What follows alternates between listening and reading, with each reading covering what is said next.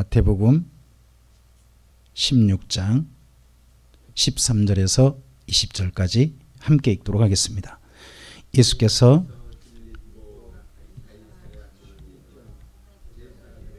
13절부터 16장 13절부터 20절까지 읽겠습니다. 예수께서 빌립보 가이사랴 지방에 이르러 제자들에게 물어 이르시되 제자들이 인자를 누구라 하느냐 이르되 더러는 세례 요한 더러는 엘리야 어떤 이는 예레미야나 선지자 중에 하나라 하나이다.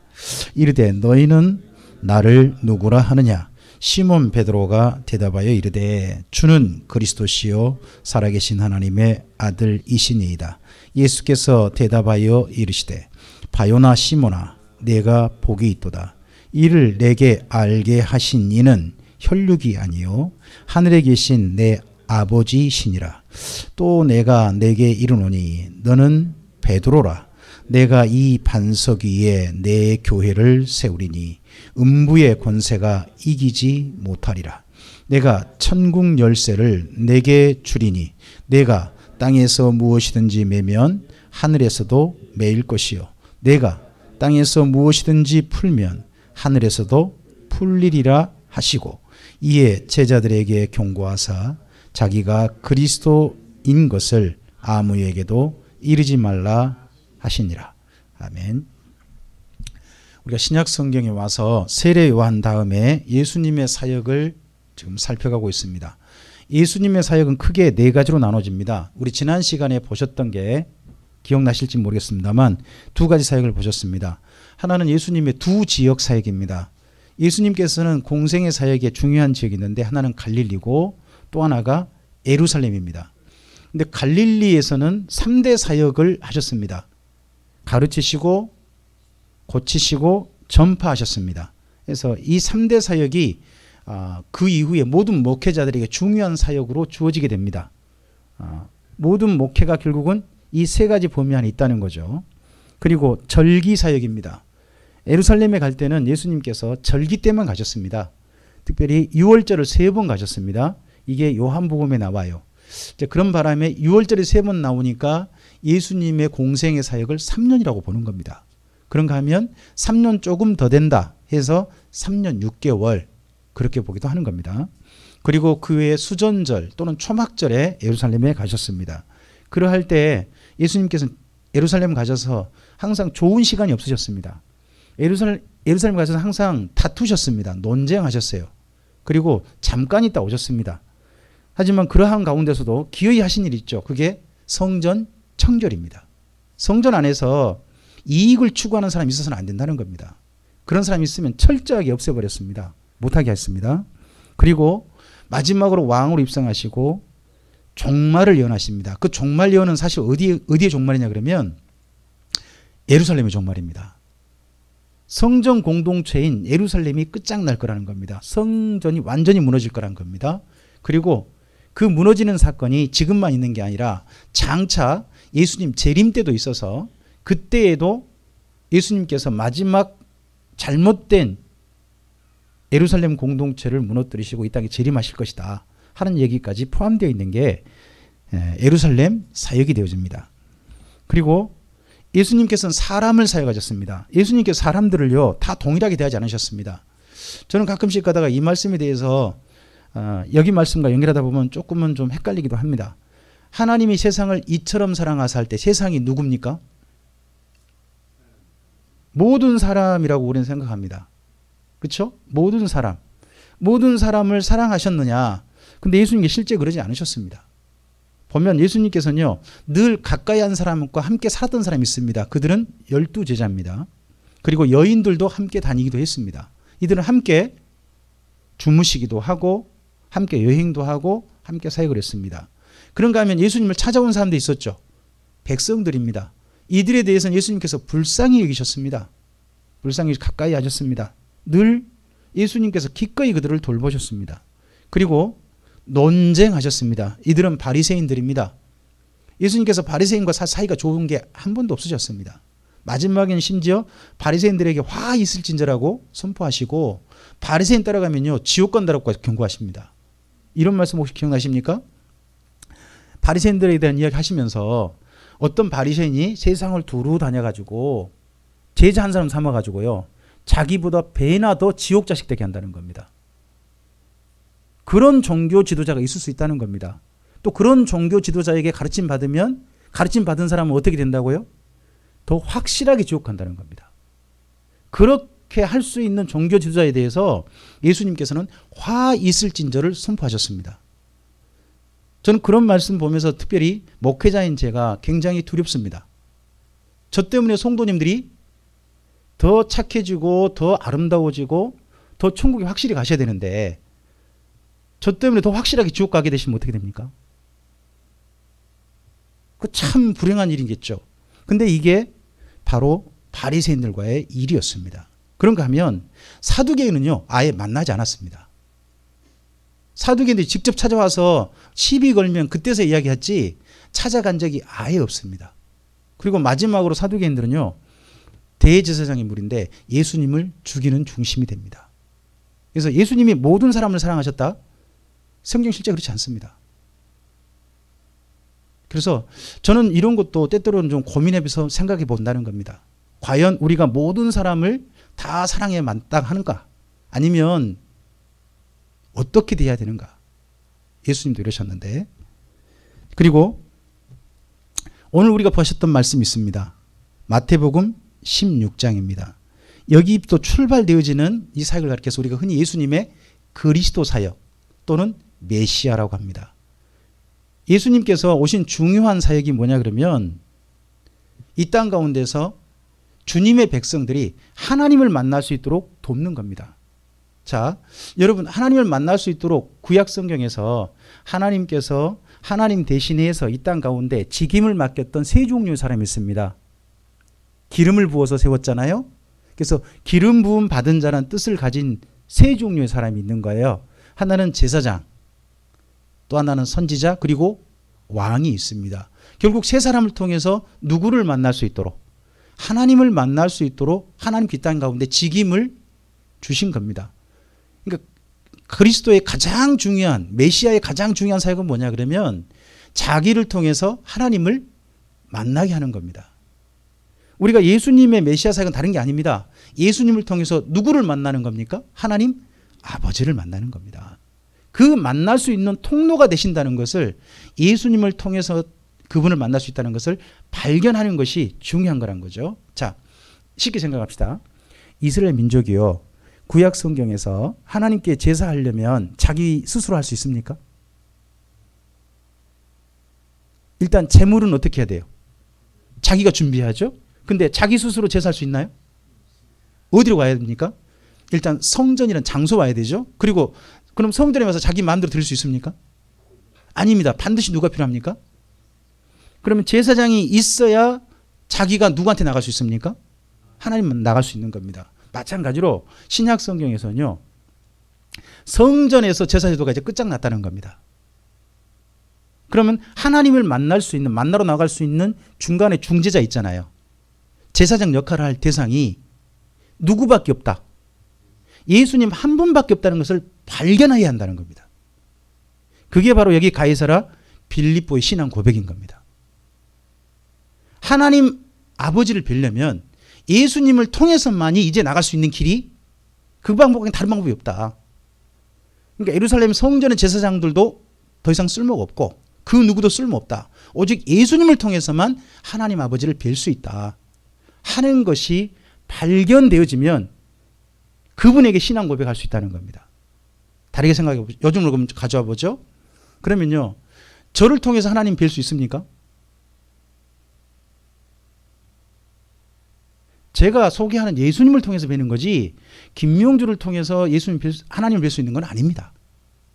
이건 분명합니다. 역할을, 우리의 대제사장은 오직 누구밖에 없으시다? 예수님을 통해서만이 하나님 아버지께 나갈 수 있다는 겁니다.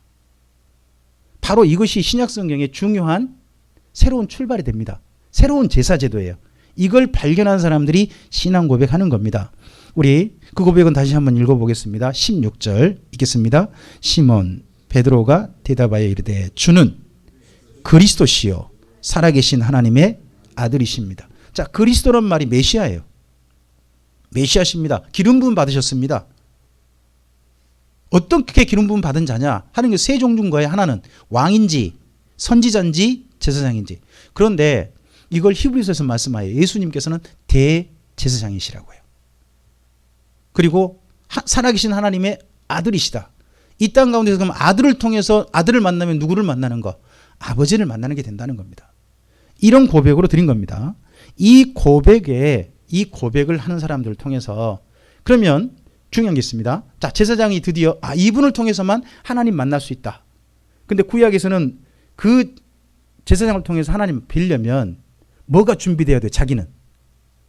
자기가 재물을 준비한단 말이에요. 근데 예수님을 통해서 하나님 빌 수 있다는 걸 발견했어요. 그러면 재물은요? 재물이 그렇게 발견한 자들을 위해서 예수님께서 스스로 자기 자신을 제물로 준비해 주십니다.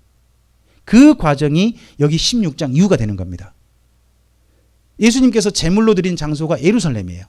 십자가입니다. 자신을 제물로 드리시는 거예요. 앞을 보실까요? 예수님께서 이 이후에 신앙 고백 이후에 예루살렘을 향해서 결심하고 올라가십니다. 제물로 바쳐진다는 것은 죽으시는 결심입니다. 예수님 이런 말씀하시죠. 누구든지 나를 따라오거든 자기 십자가를 지고 이러잖아요.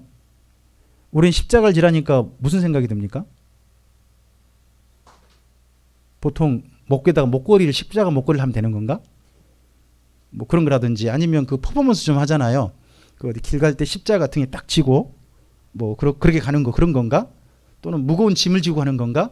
내 어떤 역할을 하고 하는 건가? 그렇게 생각합니다. 그러나 원래 그 말은요. 죽는 겁니다. 예수님처럼 죽는 걸 말한 겁니다. 근데 이 땅 가운데서 죽자 그러면 요즘 성도님들은 별로 좋아하지 않으시죠. 근데 이분이 죽을 걸 결심하고 자신을 제물로 바칠 걸 결심하시고 예루살렘으로 올라가십니다. 누구를 위해서요? 이 신앙 고백한 사람들을 위해서요. 그리고 앞을 보시죠. 그 사람들과 새 언약을 맺습니다. 자, 우리 이 부분은 구약의 경우와 비교되는 경우니까 좀 보셔야 됩니다. 출애굽기 24장을 가보시겠습니다.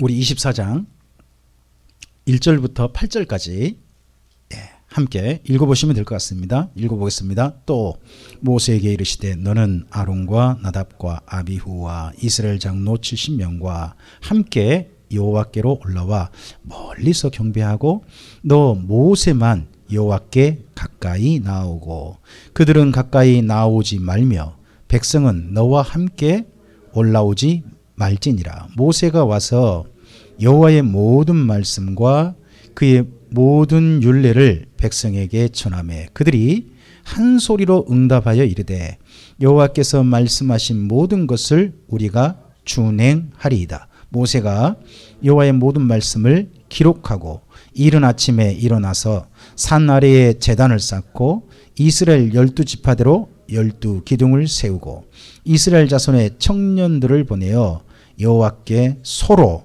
번제와 화목제를 드리게 하고 모세가 피를 가지고 반은 여러 양푼에 담고 반은 잠깐 멈춰보세요. 이때 지금 이스라엘 민족과 하나님 사이에 언약식 하는 장면이에요. 이게 구약이고 첫 언약입니다. 첫 언약식인데 언약식 할 때 뭐가 필요해요? 생명이요. 그러니까 이 언약은 무엇을 걸고 약속하는 거예요? 목숨을 걸었어요. 예수님께서도 이 다음에 이제 새 언약을 맺으실 때 목숨을 거시는 거예요. 그러면 여쭤볼게요. 예수님만 목숨 걸어요? 우리는요? 우리도 똑같이 목숨 걸어야 되는 거예요. 구약에서는 일단은 소를 가지고 목숨을 거는 서로 언약식을 한 겁니다. 그 다음을 읽어볼까요? 자, 읽겠습니다. 7절. 언약서를 가져다가 백성에게 낭독하여 듣게 하니 그들이 이르되 여호와의 모든 말씀을 이 말을 무엇을 걸고 약속했다고요? 피를 걸고 목숨을 걸고 이걸 약속한 거예요. 목숨을 걸고 그러자 그렇게 약속하니까 선포합니다. 선포 8절 읽겠습니다. 모세가 그 피를 가지고 백성에게 뭐 했어요? 뿌렸어요. 뿌리면서요. 이르되 이는 여호와께서 이 모든 말씀에 대하여 너희와 세우신 언약의 피라는 겁니다. 그러니까 피로써 언약을 맺었다는 거죠. 생명을 걸고 언약을 맺은 겁니다. 이스라엘 민족과 하나님 사이에. 그러면 반드시 목숨을 걸고 지킨다는 거죠. 이 약속은. 무슨 일이 있어도 약속을 지킬전적 내 목숨을 아끼지 않겠다. 이런 정도까지 서로 약속을 한 겁니다. 여기에 근거해서 예수님께서도 새 언약을 새롭게 맺으십니다. 지금 어떤 사람들과 예수님만이 유일하게 하나님을 만날 수 있는 대제사장이 되신다. 그분을 통해서 하나님 만날 수 있다라고 발견한 사람들과 약속을 맺으시는 겁니다. 그게 성만찬이에요. 성만찬. 우리 마태복음 26장을 가겠습니다.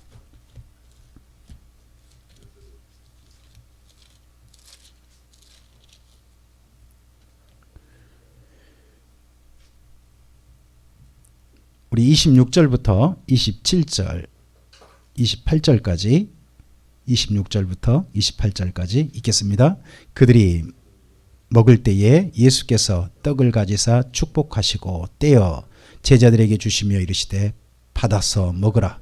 이것은 내 몸이니라 하시고 또 잔을 가지사 감사 기도하시고 그들에게 주시며 이르시되 너희가 다 이것을 마시라. 이것은요 죄 사함을 얻게 하려고 많은 사람을 위하여 흘리는 바 나의 피 곧 언약의 피라고 합니다. 그러니까 이 성만찬은요 제자들과 예수님 사이에 약속하는 시간인 거예요. 언약. 약속하는 시간이죠. 예수님께서는 제자들을 위해서 뭘 내놓으시겠다? 그분의 전부. 그분의 생명 전부를 내놓으시겠다는 겁니다. 그럼 제자들도 나중에 이 말씀에 따라서 자기 전부를 내놓는 겁니다. 그러다 보니까 12제자가 나중에 진정한 이 언약식의 의미를 알고서 자기 자신을 예수님께 바쳐버립니다. 그래서 순교하죠. 실제 그렇게 되는 겁니다. 그 이후 이 언약에 우리가 함께하는 겁니다. 자, 여기는 그렇지만 언약의 피 정도만 했는데 누가복음은 새 언약이라고 표현을 합니다. 자, 누가복음 22장을 가겠습니다.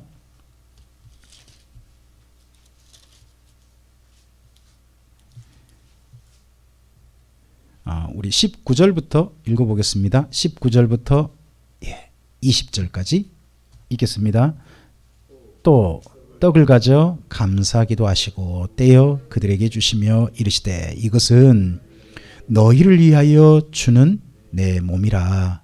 너희가 이것을 행하여 나를 기념하라 하시고 저녁 먹은 후에 잔도 그와 같이 하여 이르시되 이 잔은 내 피로 세우는 새 언약이니 곧 너희를 위하여 모든 사람이 아니라 너희를 위하여 붓는 거다.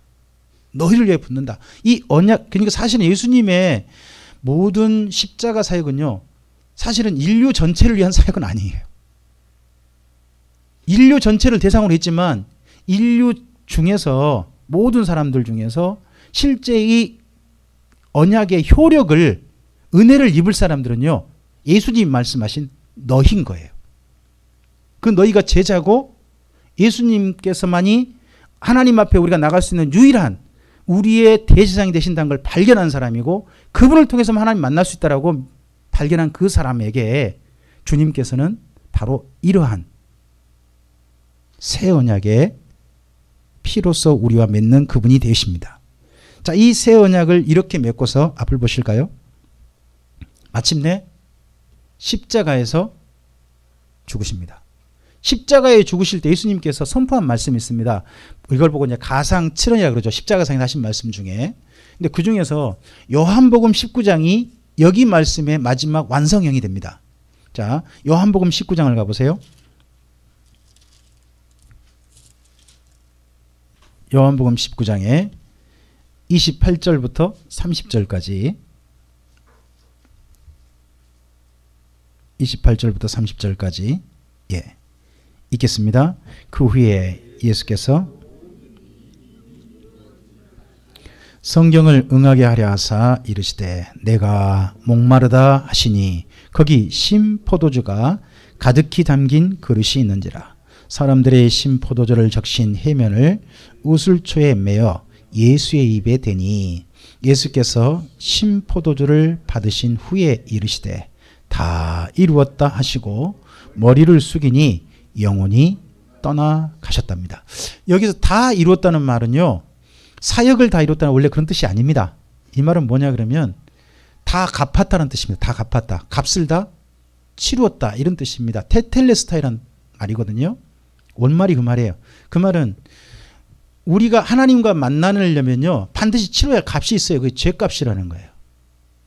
예수님께서 십자가상에서 생명을 바쳐주심으로써 우리가 치러야 할 값을 누가 대신 치러주셨다. 예수님이 대신 치러주심으로 드디어 우리가 하나님 앞에 값을 치른 자가 됐으니까 하나님을 만날 수 있는 조건이 이루어졌다는 겁니다. 그게 바로 여기서 테텔레스타이, 다 이루었다는 뜻입니다. 그러니까 요한복음 19장에 다 이루었다는 예수님의 메시아 사역, 대속 사역, 구원 사역의 완성을 이야기하신 게 되는 겁니다. 누구에게요? 첫 출발은 신앙 고백한 사람들입니다. 예수님이 어떤 분인지 발견한 사람들입니다. 그 사람들에게 이 은혜가 주어지게 될 겁니다. 그리고 이렇게 발견한 사람들이 이제는요 새로운 출발하길 원하십니다. 새로운 출발, 그게 예수님의 네 번째 사역입니다. 바로 교회 건축입니다. 이 사람들이 교회에 출발이 됩니다. 교회 출발은 예수님이 누군지부터 아는 데서 출발합니다. 맨 밑에 읽어볼까요? 1번요. 나를 누구라 하느냐. 첫 번째 주님과 만남은요 예수님이 누구신지 알아야 거기서부터 출발하는 겁니다. 마치 꼭 뭐 같냐 그러면요, 이걸 이제 나중에 바울은 예수님께서 기초돌이 되셨다는 겁니다. 집을 짓는데 터도 다 마련했고 기초돌이 놓였습니다. 그럼 그 위에다가 집을 지을 거 아니겠습니까? 그만큼. 그래서 예수님께서 터가 되셨고 기초돌이 되셨으니까 그 위에 집을 지어간다는 겁니다. 혹시 이런 내용 기억나십니까?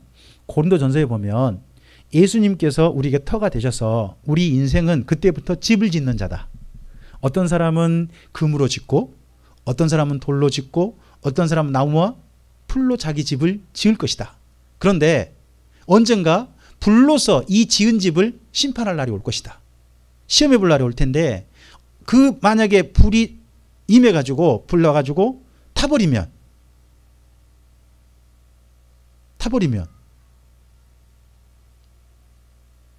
거기 이렇게 말씀하죠. 타버리면 그 사람은 부끄럽게 하나님 앞에 서게 될 것이다. 구원받은 자나 부끄러운 게 될 것이다.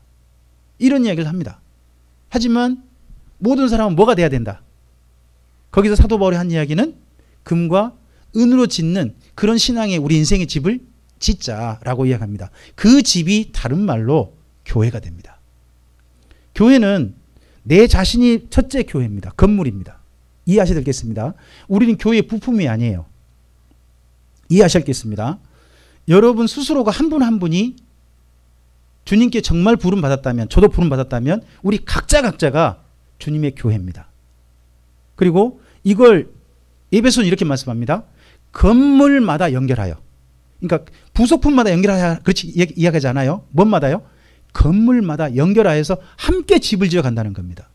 참빛교회는 주님의 교회인 사람들이 함께 모여서 함께 서로 연결해서 짓는 더 큰 집인 거죠. 마치 꼭 여러분 예전에 궁궐 같은 데 가면 또는 뭐 우리 집 같은 데 봐도 여러분 집 본체가 있잖아요. 그 다음에 옛날 사랑채 혹시 기억나십니까? 사랑채가 있었습니다. 그리고 본체 사랑채 외에 꼭 하나 더 있는데 혹시 아십니까? 화장실이 따로 있죠. 대부분 보면 입구 딱 그 대문 곁에라든지 그쪽에 집하고 좀 멀찍하게 두고 그 사이에 텃밭이 있고 이런 게 옛날 집 구성이지 않습니까? 옛날 집도 몇 채가 함께 구성되죠. 그렇게 해서 한 집을 이루지 않습니까? 하지만 각각 각 건물마다 건물이죠. 건물이지 않습니까? 그런 것처럼 주님의 교회들도 각자가 기능으로서 교회인 겁니다. 각자가. 근데 그런 건물들이 함께 모여서요, 큰 집을 이루는 거죠. 궁궐이라는 집을 이루든지 성이라는 집을 이루든지 또는 어떤 사람들이 사는, 대가족이 사는 집을 이루든지 그렇게 이루지 않습니까? 바로 그렇게 이루는 집으로서 연결되어서 건축되어 간다 하는 이야기를 합니다. 그래서 출발은 예수님이 누구신지 아는 사람들, 그래서 예수님 메시아 사역부터 출발해서 그때부터 교회가 건축되기 시작하는 겁니다. 여러분, 너는 나를 누구라 하느냐? 이 질문에 대해서 예수님께 진실하게 우리가 말씀드리셨습니까? 고백하셨습니까? 그분이 어떤 분이신지, 그리고 그분과 언약을 맺으셨습니까? 목숨을 걸고 약속 지키시겠다고? 구원만 받겠다고, 혹시 구원만 받겠다고 약속하신 거 아닙니까? 그러시면 안 됩니다. 약속은 쌍방간인 겁니다. 쌍방간에 그렇게 지키는 겁니다. 서로 목숨 걸고 지키겠다. 그렇게 약속한 사람들이 뭐가 되는 겁니까? 교회가 시작되는 겁니다. 두 번째요. 이 교회를 짓기 위해서, 이 건물을 짓기 위해서요, 예수님이 하신 게 있습니다. 그 이전 것을 헐어버리는 겁니다. 밑에 읽어볼까요? 성전을 헐라. 내 건물을 깨트려 버리셨습니다. 그리고는 사람인 집을 지었습니다. 신약 성경에 오면요, 사실은 신약 성경이 역사가 짧아요. 예수님 이후에 한 100년밖에 안 돼요. 그 사이에요, 여러분, 교회가 요즘 같은 이런 건물들을 마련하는 경우는 하나도 없어요. 없습니다. 전부 다 개인 집에서 모인다든지, 아니면 어떤 그 대를 임대해서 모인다든지, 하나 더 있다면 무료로 모일 수 있는 곳, 그런 곳에 모인다니 그렇게 모였습니다. 좀 임대해서 모였다는 유일한 흔적이 어디냐 그러면 두란노소원입니다. 두란노소원은 날마다 성경을 가르쳤지 않습니까? 근데 두란노소원 같은 경우는 분명히 바울의 집이 아니에요. 누군가에게 임대한 거예요. 거기에서 뭐예요? 사람들을 모아서 성경을 가르쳤던 거죠. 그렇게 흔적만 있지, 그 다음에 뭐 건물을 짓는데 이런 데 그렇게 많이 집중하지 않습니다. 근데 어느덧 교회들이 좀 평화로우니까요, 이제 뭐에 집중하냐 그러면 사람을 건축하는 데 집중하는 게 아니라 건물을 세우는 데 집중하는 그런 스타일로 가게 됩니다. 이제 교회는 어쩔 수 없이 우리가 모일 수 있는 하드웨어가 있어야 됩니다. 그렇지 않습니까? 우리 참빛교회가 이렇게 안심하고 모일 수 있는 이 장소가 있으니까 이곳에서 우리가 안심하고 예배하고 뭐 별 걱정 없이 함께 하는 거잖아요. 저는 그래서 하드웨어 마련도 굉장히 중요하다고 생각합니다. 안정적인 모임을 위해서. 그러나 하드웨어는 어디까지나 수단이지 목적이 될 수 없습니다. 중요한 건 뭐냐 그러면 예수님께서는요, 사람인 교회를 세우셨습니다. 그러면 참빛교회가 해야 할 일은 사람들을 세우는 겁니다.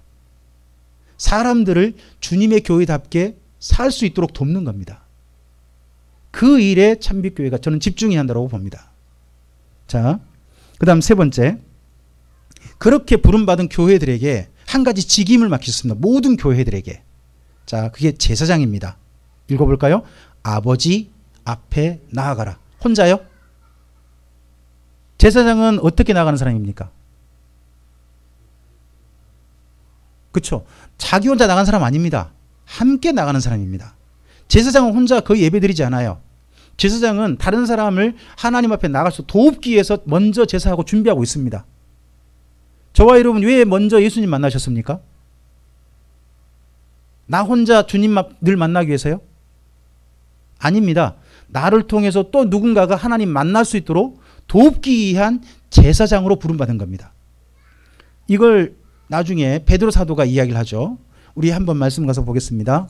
베드로 전서 2장을 가겠습니다.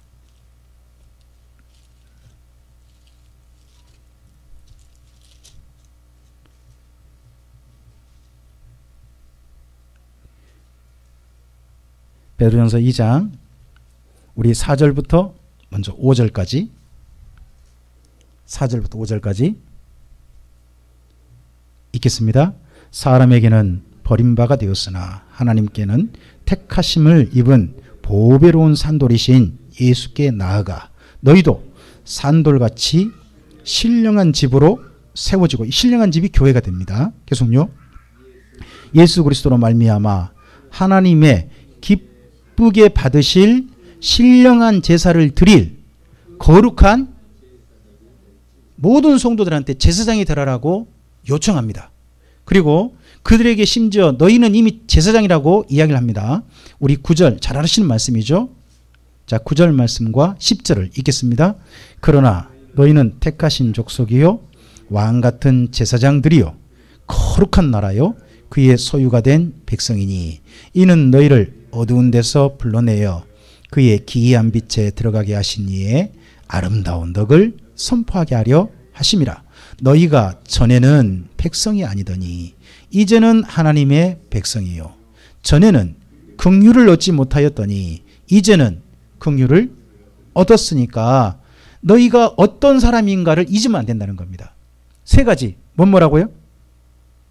왕같은 택하신 족속이고 왕같은 제사장이고 거룩한 나라고 그의 소유가 된 백성이다 하는 것은 분명하게 인식하고 일을 해야 되고, 해야 할 일이 뭐라는 거죠? 9절 끝에 그분의 아름다운 덕을 선포하는 일을 우리를 통해서 해야 한다는 겁니다. 그래서 우리를 통해 누군가가 하나님께로 돌아오게 만드는 제사장의 역할을, 아버지 앞에 갈 수 있도록 돕는 일들을, 우리만 아니라 다른 사람도 나아가게 하는 일들을 늘 해야 한다는 겁니다. 그리고 하나 더, 결국 이런 사람들이 모여서 하나님의 나라를 이룹니다.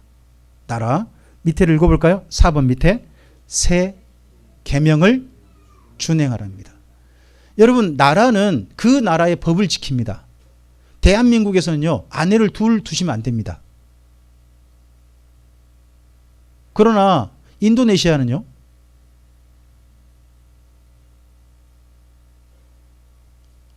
사우디아라비아는요,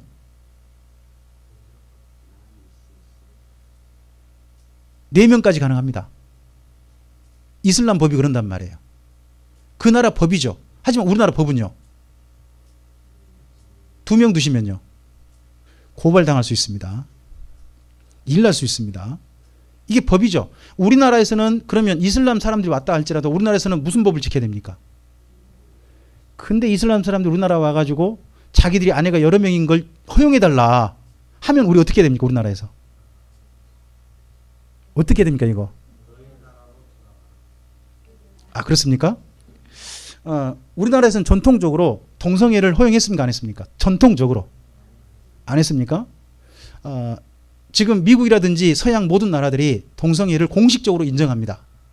그리고 이슬람, 동남아시아 이슬람 나라도 동성애 인정합니다. 제가 무안 가서 일하다가 여자들끼리 참 사이좋게 일하는 거 봤는데 옆에 와서 강집사가 이야기하더라고요. 저 두 사람 부부예요. 세상 봤다니까요. 그렇게 이쁜 아가씨 2명이서, 태국 아가씨 2명이서 서로 부부래요. 당당하게 부부로 와서 한국에 와서 일하고 그런다는 거죠. 그런 사람들 허용해 달래요. 어떻게 할까요? 이게 법이라는 게 그 나라에서만, 그 나라 가면 지켜야 할 법이 있는 겁니다. 우리가요, 대한민국 법도 지켜야 되지만 이제는 하나님의 백성이라면 어느 나라 법을 지켜야 합니까? 하나님 나라의 법을 지켜야 됩니다. 하나님 나라의 법이 뭐예요? 그게 성경 말씀이에요. 그럼 우리가 성경 말씀대로 사는 게 법을 지키는 겁니다. 법 안 지키면 어떻게 하시는 거죠? 벌금 내시든지 감옥할 수도 있고 대가를 치르실 수 있습니다. 여기 그런 게 있다는 겁니다. 그래서 예수님께서 사역이 여기 두 가지입니다. 크게 중요한 거 봅시다. 다시 한번. 예수님의 사역은 첫째, 메시아 사역입니다. 우리를 위한 사역이. 또 하나 사역이 뭡니까? 그렇게 주님이 메시아인 걸 발견하고 그분을 고백하고 그렇게 그분을 의지한 사람들이 이제 새로운 출발합니다. 그게 주님의 교회입니다. 이 교회로서 우리가 새롭게 인생이 건축되는 겁니다. 우리 다 건축되어 가고 있습니다. 여기까지 몇 년 건축하셨습니까? 벌써 여기 제법 오래되신 분들만 모였네요. 이제 새롭게 이제 막 건축 시작하신 분 있습니까? 저 뒤에 저기 저 뭐에 모르겠어요. 주한이나 그러나 주한이 주찬이나 이제 건설하려나? 쟤들 건설하고 있나 모르겠네. 지금 오래 건축하시는데 어떻게 집 잘 지어가고 계십니까? 어떤 집 짓고 계십니까? 그분이 불로 언젠가 시험해 보신다는데 탈 것 같습니까? 보존되실 것 같습니까? 태워봐야 합니까? 걱정스럽습니다. 그 말씀하시면. 장로님도 그렇게 말씀하시면 제가 어떻게 합니까? 언젠가 태워보신다는데 좀 남아야죠. 그리고 또 생각해 보십시오. 거기서 이런 말씀이 있습니다. 물론 예수님 안에서 인생을 지은 사람은 거기에서 뭐 쫓겨난다 그러면 어렵습니다. 구원은 받되 부끄러울 거란 겁니다. 근데 그 부끄러움이 그러면 언제까지 갈까요? 영원이잖아요. 천국에서 영원히 부끄러운 게 천국일까요? 좀 걱정스럽지 않습니까? 우리 인생의 집이 신앙의 집도 지금 다시 한번 잘 지어가고 있는지 점검해 볼 만한 때라고 저는 생각을 합니다. 자, 앞을 보실까요? 여기가 신앙 고백했던 장소입니다. 예수님께서 일부러요, 신전이 많은 데를 데려왔어요. 가이사랴 빌립보라는 데입니다. 장로님 여기 가셨죠? 네. 여기가 지금은 흔적밖에 없어요. 원래는요, 황제 숭배 순전도 있고 님프 신전도 있고 판신전도 있고, 뭔 신이 이런 이름인지 모르겠습니다. 춤추는 당나귀랍니다. 신 이름이 이래요. 신전이 4개가 있는데 여기가 가이사랴 빌립보 헐몬산 밑에가 있어요. 여기 바로 밑에서요, 물이 콸콸 쏟아져요. 그러니까 물이 출발되잖아요. 서양 신전 특징이 뭐냐? 물이 솟아나는데 거기다 신전을 지어요. 그래가지고요, 가장 좋은 물을 누가 쓰느냐 그러면 제일 맑은 물을 제사장이 씁니다. 제사장과 동일하게 쓴 사람이 누구냐? 왕, 귀족 이런 사람들입니다. 그러면 그 사람들 한번 때묻힌 물을 누가 쓸까요? 그 다음 계층 사람들, 기사급이 이런 사람이 쓰는 겁니다. 그 다음 때 이중으로 묻힌 물을 또 누가 쓸까요? 백성들이 씁니다. 점점 아래로 갈수록 어떻게 될까요? 신의 은총이 떨어집니다. 그러니까 신의 은총이 뭐냐? 옛날에는요, 맑은 물 쓰는 겁니다. 여쭤보겠습니다. 요즘 댁에서 더러운 물 쓰십니까? 맑은 물 쓰십니까? 지금 대한민국 성도들이, 대한민국 성도뿐만 아니라 모든 사람들이 보면 옛날 로마 시대나 이런 시대 보면 최고위층 귀족들이 쓰는 물을 쓰고 계시는 겁니다. 이 정도 환경에 사시는데 자기가 어느 정도 높아진지를 모릅니다. 대단한 곳이 있습니다. 이곳에 가보면 이렇게, 여기 흔적만 이렇게 남아 있습니다. 좀 전에 보았던 데 있지 않습니까? 여기 신전이 다 있었습니다. 그 신전 바로 밑에, 이 밑에서 여기서 물이 쏟아 나옵니다. 물이 쏟아 나와서 이렇게 물이 흘러요. 물이 콸콸콸 쏟아져 가지고 이 물 흘려 가지고 엄청나게 강을 이루어 내려가서 큰 폭포로 떨어집니다. 장로님 폭포까지 가보셨나요? 예. 네, 그 폭포. 아, 그랬어요? 우린 여기 갔다가 좀 내려가면서 봤습니다. 그 큰 폭포가 있습니다. 폭포 가서 사진 찍고 정말 난리들입니다. 진짜 웅장해요. 대단한 폭포입니다. 한번 가보고 싶지 않으세요? 인생 언젠가는 한번 꼭 한번 가보십시오. 가면 이곳이 정말 이스라엘 민족이 좋은 땅이라고 말할 수밖에 없다고 보입니다. 여기하고 가나안 땅 가서 보면 땅이 비교가 됩니다. 이 헐몬산하고 그 밑에 가보면 가나안 땅 좋은 땅이라고요. 젖가꿀이 흐른 땅이라고요. 가보면 헐몬산 비하면 사정없이 땅이 안 좋습니다. 대한민국 땅 무지 좋습니다. 정말 그런 곳이 됩니다. 그리고 예수님께서 그 이후에 부활 승천하셨습니다. 승천하시고 이 모든 사건까지 예수님의 사역으로 이루십니다. 그 이루고서 그 예수님을 따르는 사람들에게 은혜를 베푸십니다.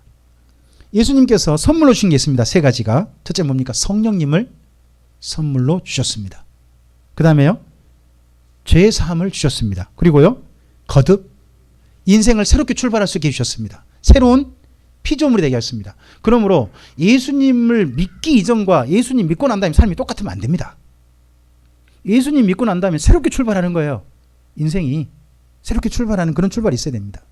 자, 이렇게 출발하도록 이제 직임을 맡기셨습니다. 그게 뭐냐 그러면 교회가 되게 하신 겁니다.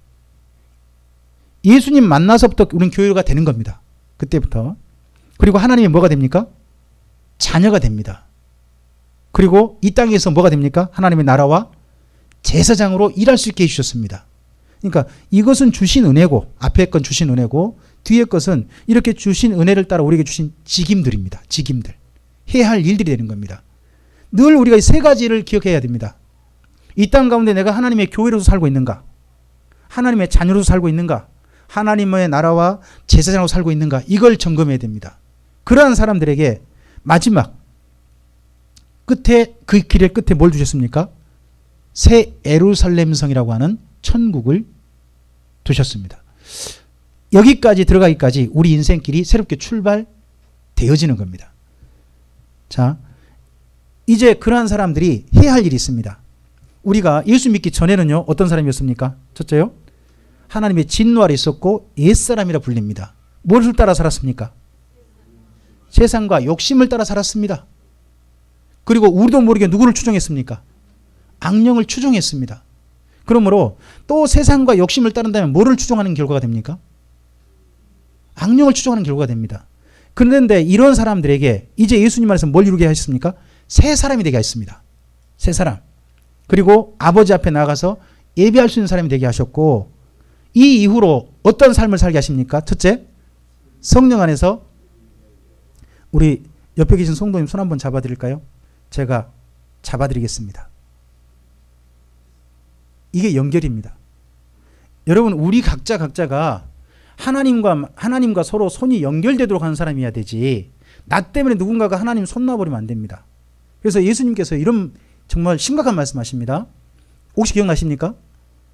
혹시 너희 무리 가운데서 작은 자 한 사람을 실족하겠단 말, 다른 말 아닙니다.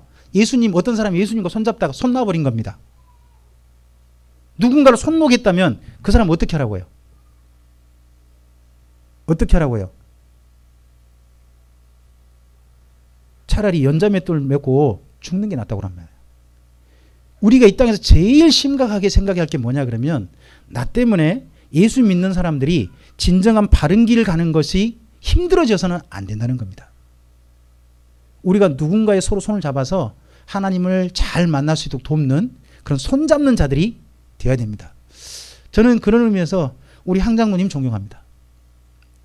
참 모든 분들이 손 잡아주시고 하셔서 잘 이끌어 가시는 그 마음이, 그 모습이 얼마나 아름답고 좋은지 모릅니다. 자, 그리고 그 밑에 하나 더요. 성전으로 지어져 가야 됩니다. 우리 인생은 지어진 게 아닙니다. 지어져 가시는 겁니다. 점점점 지어가는 겁니다. 아름다운 건물로 우리 각자가 인생의 집을 잘 지어가시기를 바랍니다. 자, 그러도록 새 출발하셨습니다. 선언이 있습니다. 이제 이전 것은 지나갔으니 보라, 뭐가 되었다? 새 것이 되었다. 이거 존재입니다. 새 것이 되었습니다. 새 것이 되는데 뭐가 필요합니까? 믿음입니다. 믿음이 있으면 됩니다. 이건 하나님의 선물이고요. 하나님께 택하신 겁니다. 지금 우리가요, 내가 예수님께 구원 받았지, 그건요 나의 확신이지 주님의 선포는 아닙니다. 여러분, 마지막 대법원 선고 있기 전에 많은 사람들이 딱 기자 앞에서 뭐라 그럽니까? 나는 무죄일 겁니다. 나는 할 말 다 했습니다. 떳떳합니다. 근데 대법원 유죄 선고 나오면요, 그 사람 죄 있는 사람이 됩니다. 지금 국회의원들 이때 정도의 여러 지금 국회의원들 막 점점점 뺏기고 있잖아요. 그 100만 원, 200만 원 벌금형 나와가지고 어디까지 간 거죠, 그 사람들? 대법원까지 갔어요. 그때까지 갈 때까지 그들은 뭐라고 생각하고, 나는 무죄다. 계속 이야기했지 않습니까? 근데 마지막 선포에서 당신 죄 있다, 이 죄 있다 해가지고 벌금형 치르니까 거기에 대해서 책임을 지게 됐습니다. 마찬가지입니다. 우리가 가지고 있는 확신은요, 이 땅에서 우리만의 것이지 결국은 마지막은 하나님의 선포에 달려 있는 겁니다. 그래서 구원은 우리가 주님 안에 확실하게 믿음을 갖는 것도 중요하지만 하나 더 필요합니다. 두렵고 떨림으로 구원을 이뤄가는 것도 필요한 겁니다. 자만해서는 안 됩니다. 그래서 그건 하나님의 선택이시다 하는 겁니다. 그리고 이때 뭐가 이루어집니까? 신분의 변화가 이루어지게 됩니다. 그럼 여기서 끝나느냐? 아닙니다. 예수 믿는 사람들은 그 다음에 새로운 삶이 필요합니다. 이제 영어로 표현하기 참 좋아요. 새 것이라고 할 때는 존재죠. 그래서 being, 새로운 존재가 된 거예요. new, 새로운 존재가 되어버렸어요. 새로운 존재가 됐어요. 이제 뭐가 필요해요? 새 doing, new doing, 새로운 삶, 새로운 행동이 필요해요. 새로운 행동. 거기에 대한 행함이 필요한 건데, 그래서 항상 우리 신앙생활은 두 가지가 필요합니다. 믿음과 행함이 함께 된 겁니다. 원래는요, 믿음은 뭘 가져오죠? 이 다음에 할 건데, 믿음은 역사를 가져와요. 역사. 그래서 믿음이란 범주 안에 역사가 들어있어요. 그래서 어떤 분은 내가 예수 믿으면 되지, 그게 뭔데요? 하면 나를 구원하신 거 그거 믿으면 되지. 그건요, 앞에 처음 새 것이에요. 자, 새 것이 됐으면 당연히 뭐가 나올까요? 새 삶이 나오는 거예요. 근데 새로운 삶이 없으면 새 것도 아닌 가능성도 있어요. 이 부분도 있단 말이에요. 삶의 변화예요. 이 삶은 뭘 가지고 사는 거예요? 이제는요, 욕심이 아닌 믿음과 소망과 사랑을 가지고 살아요. 여기 뭐가 있어요? 상의 심판이 있습니다. 자, 이걸 이렇게 정리해보죠. 예수 믿는 사람에게는 앞으로 삶이 결국은 뭐 성경에서는 욕심 대신에 이것을 가지고 따라 살아가고 합니다. 여러분 이 땅에서 살 때 많은 사람들이 대부분의 사람들은요 뭐를 자기 삶의 동기를 갖느냐? 욕심이에요. 그죠? 다 나름 욕심을 가지고 세상을 살 수밖에 없는 게 이 세상 구조예요. 왜냐? 그 욕심이라는 걸 가지고 사람들을 자극하고 있는 존재에 따라가고 있으니까요. 욕심을 가지고 사람들을 자극하고 있는 존재가 누굴까요? 그가 사탄이란 말이에요. 사탄. 사람들은 사탄을 그렇게 따라가요. 욕심을 따라서. 근데 하나님께서는 더 이상 욕심이 아니라 믿음과 소망과 사랑을 따라 살라고 하세요. 그것이 진정한 인생이 아니라는 거죠. 더 이상 욕심을 따라 걸어가는 길을 멈추시고 믿음과 소망과 사랑의 삶으로 인생을 턴하시래요. 이게 하나님의 말씀이에요. 그래서 믿음에 대해서 우리가 내용을 고백하죠. 이론. 그게 뭐예요? 사도신경이에요. 우리가 예배 때마다 사도신경으로 뭐 하세요? 나의 신앙을 고백하는 거예요. 누구한테요? 그러면요, 그 내용을 얼마나 잘 외우는가 중요한 게 아니잖아요. 이 내용을 내가 진실하게 믿는다고 누구한테 고백드리는 시간이에요? 하나님께 고백드리는 시간이셔야 돼요. 원래. 그리고 소망은요, 주기도문에 들어있어요. 하나님의 소원이. 그리고 사랑은요, 실천이죠. 십계명이 들어있습니다. 그래서 믿음은 우리가 이 땅 가운데서 구체적으로 표현해요. 믿음을 가지고. 그게 뭐예요? 예배예요. 저는 믿음이 있다면 예배 참석에 성실하셔야 봅니다. 예배가 다른 게 아닙니다. 하나님 앞에 나아가는 데 필요한 겁니다. 믿음이 필요해요. 그런데 믿음이 있는 자라면 뭐가 따라와요? 역사. 믿음의 역사. 역사란 말이 뭐냐 그러면 행함이에요. 행함. 그럼 믿는다 그러면서 행함이 없으면요? 믿음 아닌 거예요. 그건 믿음이 아닌 거예요. 쉽게 말해서 이걸 이제 뭐 죽은 거라고 하는 표현을 나중에 야고보서 말할 때 시체라고 하거든요. 시체가 사람인가요? 시체인가요? 그거 주민등록증이 제잊어버립니다. 그거. 이런 부분이 있는 겁니다. 소망은요, 뭐가 와요? 우리 기도하죠. 소원이 있으니까 기도하지 않습니까? 소원이. 근데 소원을 가진 사람은 어떻게 하셔야 돼요? 인내란 말은요, 길을 한결같이 가는 거예요. 참는 게 아니에요. 한결같이 가는 거예요. 바른 길을 한결같이 가는 거. 그리고 사랑은요, 생활이에요. 뭐가 필요해요? 수고가 필요해요. 자기를 깨트리는 게 필요해요. 예수님의 사랑은요, 자기를 아끼지 않으셨어요. 그런 게 하셨죠. 이번에 우리 장로님께서 쌍치 가셔서 일을 도우시니까 저는요, 그 쌍치 우리 이제 성도님 가정이 장로님 때문에라도 우리 교회에 안 나오시고 못 베길 거예요. 교회 나오셔야 될 거예요. 왜요? 그렇게 해주니까 뭐가 느껴져요? 그 댁을 진실하게 사랑한다는 게 느껴지니까. 발견되어지니까. 사랑이 발견되지면, 그 사랑이 느껴지면, 그러면 그 다음 반응은 당연히 감격하게 되고요. 고마워하게 되고요. 새롭게 보게 돼요. 그게 수고예요. 사랑은 생색내는 게 아니에요. 사랑은요, 자기를 깨트리는 희생인 거죠. 저는 두 분 장로님 보면서 그걸 봐요. 너무 아름다우세요. 그런 사랑으로 우리를 살라고 초대해 주신 거죠. 이런 초대의 모습으로 우리의 삶이 이제 나아가야 되는 겁니다. 두 가지가 필요합니다. 먼저는 잘 배우셔야 됩니다. 이론표는 배우시는 겁니다. 배우시면 뭐 하셔야 됩니까? 실천하셔야 됩니다. 이 두 가지 영역이 이제 우리의 삶의 영역에 예수님 이후에 새롭게 주어졌습니다. 예수님 이후에 새로운 출발의 삶으로 우리 다 함께 잘 걸어가시는 삶 여기까지 오셨는데 앞으로도 진실하게 잘 걸어가시게 되기를 주님의 이름으로 축복합니다. 기도하겠습니다. 주님 감사합니다.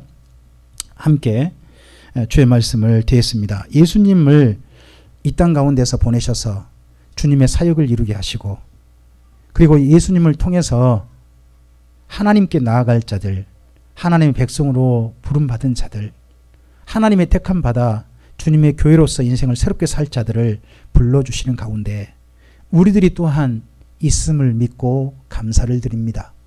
그리고 여기까지 인생을 예수님 안에서 걸어올 수 있게 하셨고 주님 안에서 새로운 인생의 집을 지어올 수 있게 해주셔서 감사를 드립니다. 이제 여기까지 걸어올 수 있는 모든 걸음에 주님이 함께 동행해 주셨던 것처럼 우리의 인생의 앞으로의 걸음 또한 주님의 선하신 도우심에 의탁드립니다. 그곳에서 진실한 주님만을 의지한 우리 삶이 되게 하시고 주님을 바르게 배우고 또한 주님께서 기대하시고 원하신 새로운 성도의 삶, 새로운 교회의 삶, 새로운 나라와 제사장의 삶으로 주님 앞에 삶을 이어갈 수 있는 우리들이 되게 하옵소서. 그렇게 살고자 하는 우리들에게 주께서 도우실 줄 믿습니다. 주님의 선하신 도우심으로 우리 인생을 한 걸음 한 걸음 잘 걸어가서 우리 모두 다 그렇게 고백할 수 있기를 원합니다. 우리의 인생길 주님께서 해 주셨습니다. 그렇게 고백할 수 있고 주님께서 함께 동행해 주신 삶으로서 아름다운 집으로서 주 앞에 서는 우리 참빛교회 모든 성도들, 그리고 서로 그렇게 아름다운 집으로 주 앞에 선 성도들 보면서 서로 칭찬하고 서로 기뻐할 수 있는 우리들이 되도록 주님 인도해 주시옵소서. 의지하오며 예수님 이름으로 기도합니다. 아멘.